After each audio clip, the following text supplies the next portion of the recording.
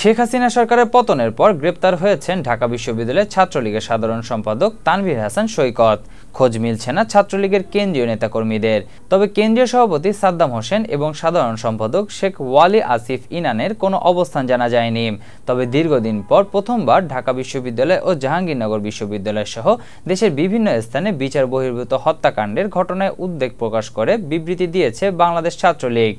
রবিবার ছাত্রলীগের কেন্দ্রীয় সভাপতি সাদ্দাম হোসেন এবং সাধারণ সম্পাদক শেখ ওয়ালি আসিফ ইনান স্বাক্ষরিত এক বিবৃতিতে এই উদ্বেগ জানানো হয়েছে। এতে বলা হয়েছে, বিচার বহির্ভূত হত্যাকাণ্ড বন্ধ ও নিরাপদ ক্যাম্পাসের দাবি জানানো হয়েছে। সম্প্রতি ঢাকা বিশ্ববিদ্যালয়ে তোফাজ্জল হোসেন, জাহাঙ্গীরনগর বিশ্ববিদ্যালয় শামীম মোল্লা এবং রাজশাহী বিশ্ববিদ্যালয়ে আবদুল্লাহ আল মাসুদ সহ দেশের বিভিন্ন প্রান্তে সংগঠিত বিচার বহির্ভূত হত্যাকাণ্ডের বিষয়ে উদ্বেগ প্রকাশ এবং নিরপেক্ষ তদন্ত সাপেক্ষে জড়িতদের বিরুদ্ধে যথাযথ পদক্ষেপ গ্রহণের জন্য প্রশাসন ও আইন শৃঙ্খলা রক্ষাকারী বাহিনীর প্রতি আহ্বান জানাচ্ছে বাংলাদেশ ছাত্রলীগ। জয় বাংলা, জয় বঙ্গবন্ধু।